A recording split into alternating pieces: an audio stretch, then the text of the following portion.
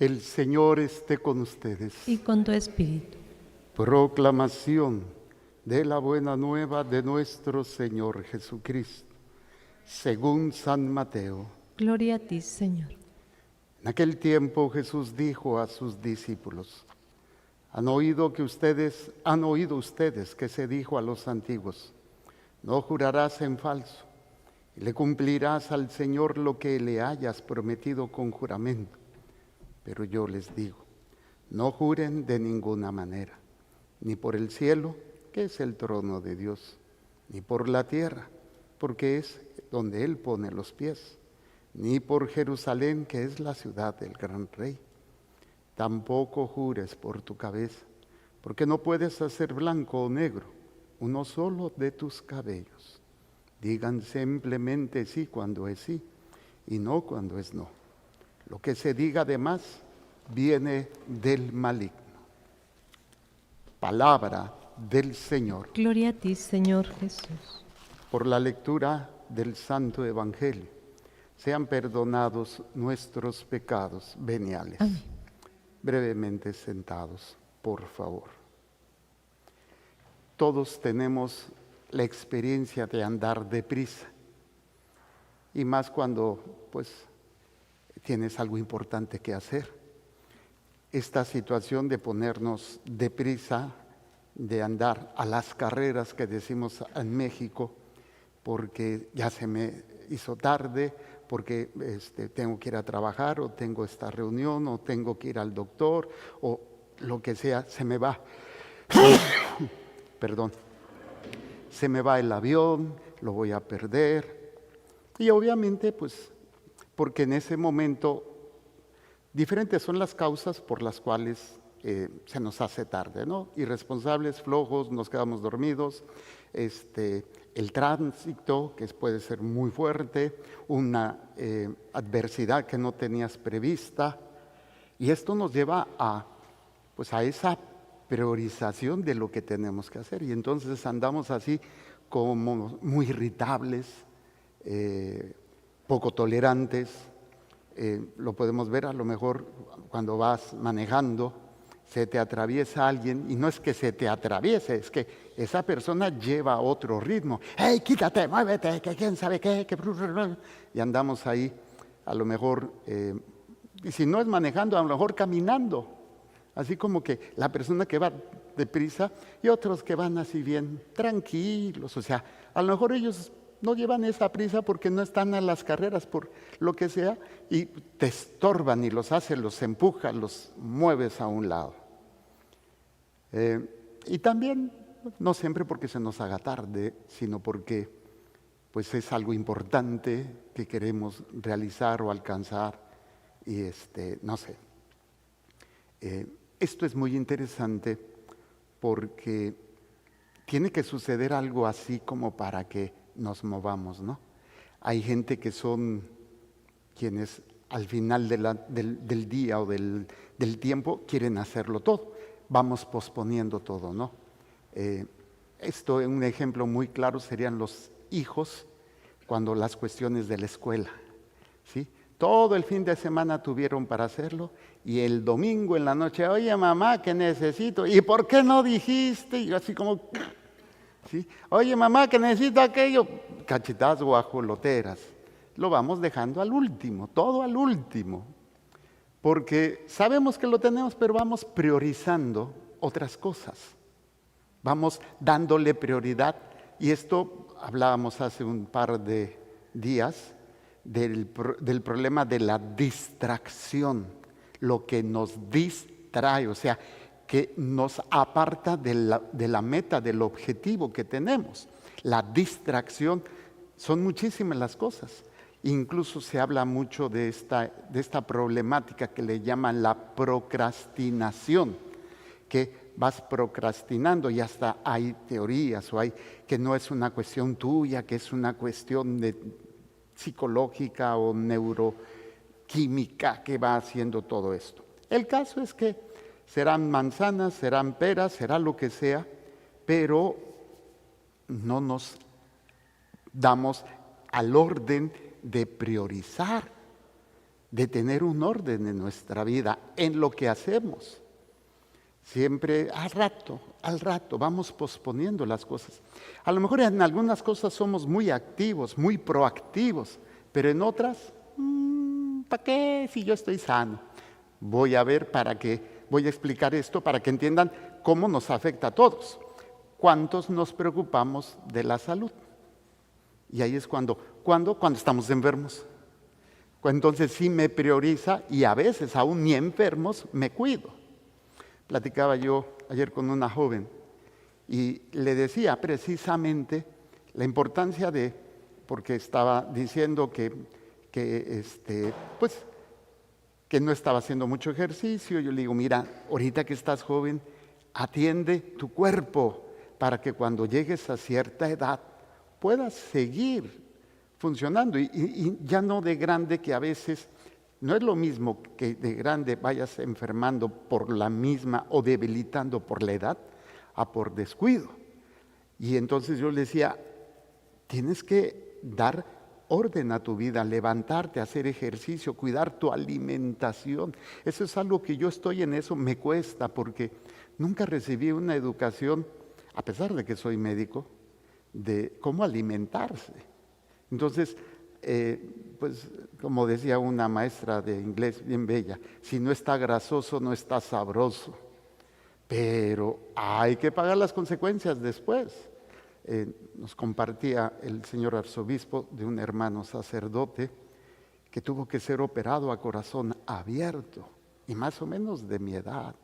Yo dije, wow, no sé la causa, no puedo decir que sea por negligencia, pero cuántas enfermedades pudimos haber evitado si hubiéramos tenido una disciplina, si hubiéramos tenido una capacidad de poner orden en nuestra vida. Algo en otro sentido, por ejemplo, el conocimiento. Yo me arrepiento muchísimo de todas las oportunidades que tuve de aprender cosas y que no las hice, porque no tenía esa disciplina. Pasé por muchas experiencias que ahorita me hubieran servido increíblemente. Estuve de ayudante de un carpintero y yo quería aprender, pero no tuve disciplina. Luego estuve en taller en la secundaria de electricidad y pude haber metido más, pero no tuve disciplina. Y otras actividades que ahorita no recuerdo, que pude haber hecho y dice, wow, ahorita como misionero podía hacer tantas cosas, pero no lo hice. Y me arrepiento. Ahora estoy, cuando ya tengo tiempo, tratando de cuidar mi salud. Me pongo a estudiar mucho, trato de aprender muchas cosas. Esto también sirve para que no se me persiga don Jaime. Decía mi mamá bien simpática, decía, una broma, decía mi mamá, ¿saben qué? Hay un hombre que me anda cortejando, que anda detrás de mí. Y pues yo me reí porque conozco a mi mamá, pero decía mi mamá, no, es que es un alemán. Y mi hermano, el más chico, el güero, bien celoso, ¿cómo que quién sabe qué? Dime quién es, que yo. Y casi que lo iba a ir a golpear. Y no, es que yo no lo puedo hacer, ¿no? Y ya, pues ¿y cómo se llama? Y se apellida Heimer, Alzheimer. No, pues yo solté la carcajada de eso. Entonces, para evitar que me ande conquistando don Jaime, pues hay que ejercitar el cerebro. Ahora, imagínate el alma. Imagínate el alma. Es la que nunca cuidamos. Es la que nunca trabajamos con ella. Y Pablo nos lo plantea, el amor de Cristo nos apremia. O sea, es lo más importante. Y no lo entendemos. No tengo aquí sí, acá la tengo. Déjenme ver cómo la ponen en otra traducción. Nada más por pura curiosidad. Estamos en 2 Corintios. ¿Sí? Sobre todo porque a veces no entendemos la importancia de cómo tenemos que priorizar el amor de Dios en nuestra vida. Dice, Sí, también, porque el amor de Dios, el amor de Cristo nos apremia, ¿sí? ¿Y qué significa? Que meditamos y profundizamos todo lo que Dios ha hecho por mí. Y entonces, si yo no pierdo de vista esto, mi prioridad en mi vida tendría que ser ese amor. Pero, desgraciadamente, a veces priorizamos nosotros, nuestro humano querer, nuestro humano sentir, mis necesidades temporales, por no tener orden en mi vida, pues desgraciadamente Dios está ahí, pero está en medio de una maraña de preocupaciones y de esto que de repente es más importante, no quiero sufrir, de repente es más importante, no quiero perder esto, de repente es más importante lo material, y no priorizamos. Y Pablo lo dice, el amor de Cristo nos apremia, ¿sí? Al pensar que si uno murió por todos, todos murieron. Entonces, si Cristo murió por todos, para que los que viven ya no vivan para sí mismos, sino para aquel que murió y resucitó por ellos. Entonces, ¿cómo saber que el amor de Dios, el amor de Cristo, el sacrificio de Cristo no ha sido en vano en mi vida? Porque verdaderamente ya no vivo en mí, es Cristo quien vive en mí, es su amor, es su acción quien va a dirigir mi vida. O al menos queremos que así sea. Sabemos que no somos perfectos y que la regamos y que a veces sí y a veces no. Pues es parte de nuestra condición que hay que ir trabajando, fortaleciendo, priorizando mi alma. Yo lo veo en las confesiones. No hay un verdadero deseo de arrepentimiento, no hay un verdadero examen de conciencia, no hay una lucha espiritual, una búsqueda de vencer esas tentaciones. Y a veces, al rato me confieso, no hay tanto, pero al rato me confieso. Y esto va disminuyendo mi fervor, va disminuyendo esta prioridad en mi vida que es Dios. Y entonces otras cosas van tomando el lugar. Mis hijos, mi salud, mi matrimonio, mi trabajo. Y no es que no sean importantes, pero no pueden ser lo primero. Para que los demás funcionen, tendría que ser primero el amor de Cristo. Para que yo pueda entender, ¿sí? Incluso esto se va a traducir en ver a los demás ya no con criterios humanos. Sí, me decían hace rato unas cosas de que si esto, que si aquello. Digo, bueno, Señor, tú sabes mi intención. Y platicando con otra joven ahorita en la mañana vía internet, por Facebook, que le pidió ayuda, y yo le decía, mira, estas personas que te han hecho daño, lo primero es perdonar, y segundo, ver que si esta persona o personas te han lastimado, verlas desde la realidad, como dice, ya no juzgamos a nadie con criterios humanos. Si alguna vez hemos juzgado a Cristo con tales criterios, ahora ya no lo hacemos. Cuando Pablo perseguía a la iglesia, dice, el que vive según Cristo es una nueva criatura. Para él todo lo viejo ha pasado y ya todo es nuevo. Se refiere en muchos aspectos, pero principalmente el hecho de que no me voy a quedar con lo que me hicieron. No me voy a atorar con todo lo que me dijeron, no me hicieron esto, aquello. O sea, sí tengo que tener un examen sincero y decir, bueno, tal vez en esto la regué, pero en esto y en esto, Señor. Y pedir, no quedarte atorado con lo pasado, que si te dijeron, que si no te dijeron, que si te hicieron, Señor, yo los perdono. Yo tengo que seguir adelante, priorizando tu amor, porque el odio, el rencor, el resentimiento, el victimismo, es que me dijo, es que esto, aquello, ya hace que pierdas o pierda el lugar Cristo como prioridad, ¿sí? Entonces, por eso dice, todo esto proviene de Dios, que nos reconcilió consigo por medio de Cristo.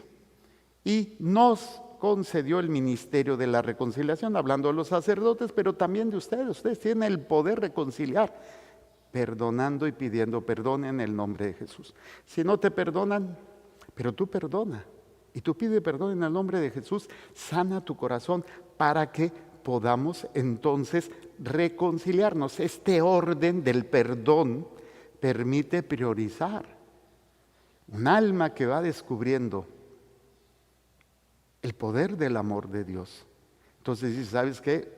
Ya nada me puede apartar, dice Pablo, del amor. Podrá apartarme el hambre, la desnudez, nada puede apartarme porque es mi prioridad. No que no voy a tener esas broncas, no que no voy a tener esas situaciones, pero mi prioridad es Cristo, es su amor, ¿sí? Y es precisamente, dice, por eso efectivamente en Cristo Dios reconcilió al mundo consigo y renunció a tomar en cuenta los pecados de los hombres.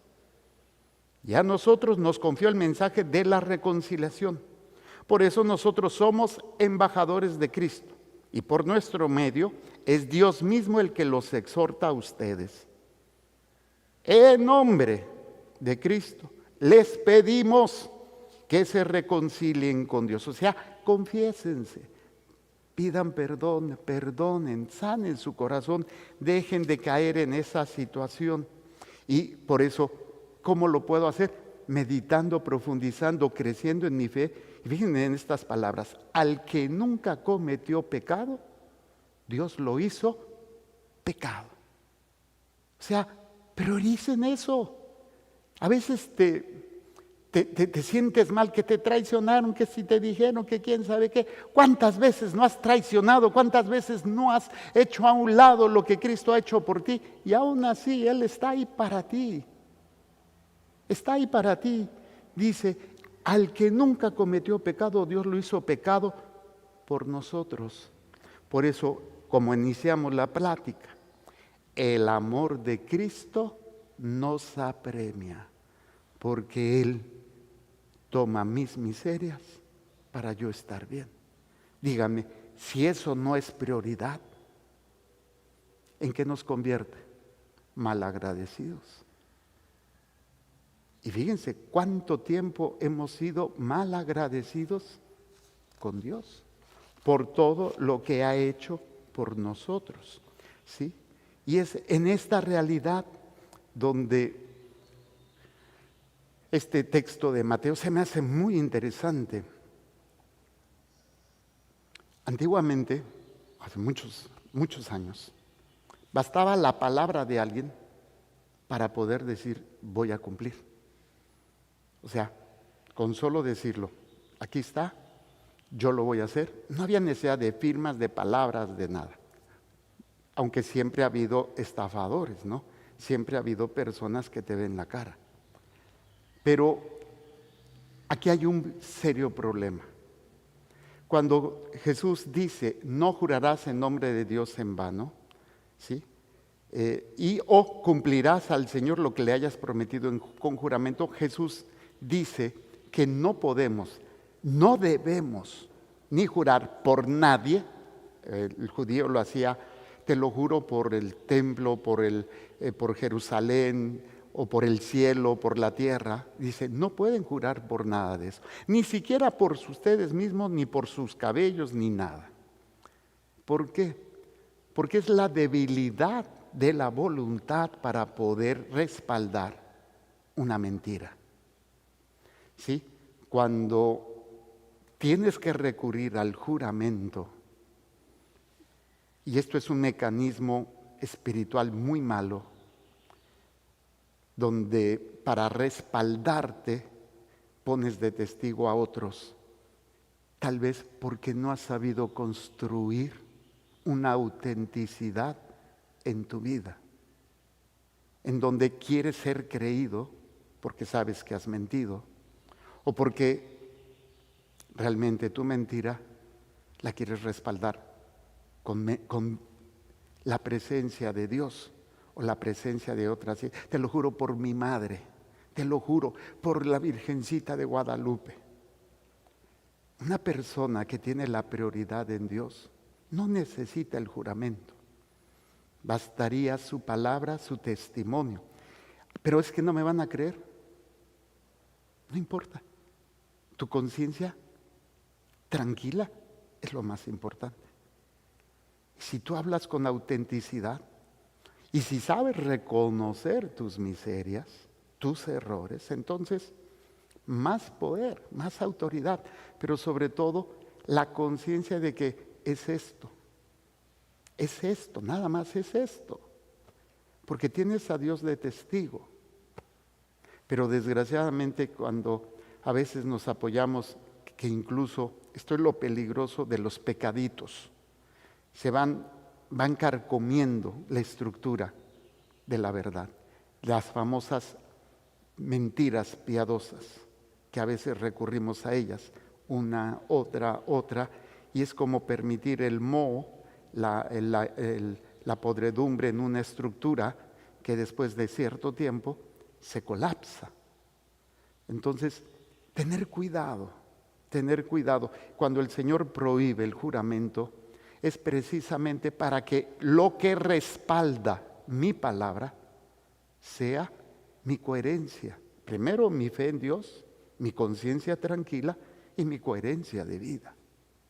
Y no tener que estar acudiendo a juramentos, a testigos que realmente, aunque, repito, no es que sea malo en sí, pero muchas veces es una manera para no trabajar en mi autenticidad, en el orden que tiene que haber en mi vida para ser coherente.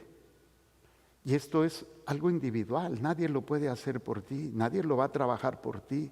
Es algo que cada uno tenemos que ir trabajando.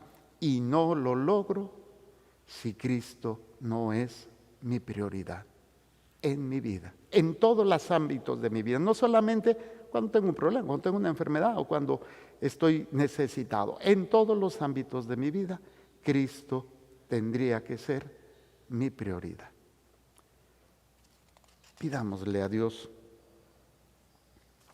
que en esa compasión y misericordia que nos dice el Salmo, el Señor es compasivo y misericordioso.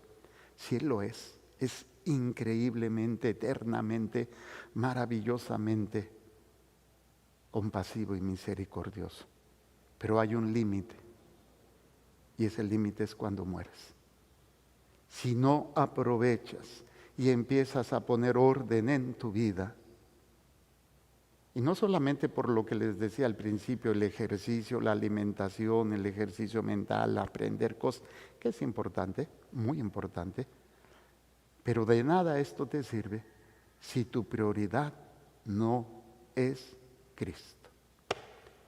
Hagamos un momento de silencio.